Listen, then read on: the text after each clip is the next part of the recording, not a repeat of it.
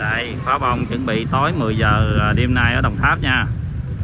Quảng trường Hùng Dương, các bạn thấy cái quảng trường đã không? Cái sân khấu hoành tráng kia không? Đó, bây giờ các em nó đã sẵn sàng ở ngoài sân bãi hết rồi nè. Tối nay nổ thôi, rất là nhiều các bạn.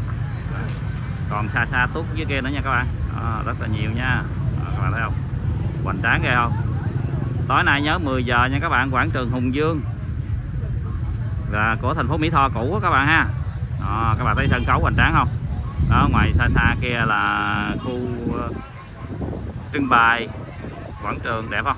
Đó, toàn là pháo dữ không đó các bạn. Đó, ống bành bành bành không nha. Rồi nhớ tối nay 10 giờ ra coi nha, tại quảng trường Hùng Dương của thành phố Mỹ Tho cũ các bạn, bây giờ Đồng Tháp nha.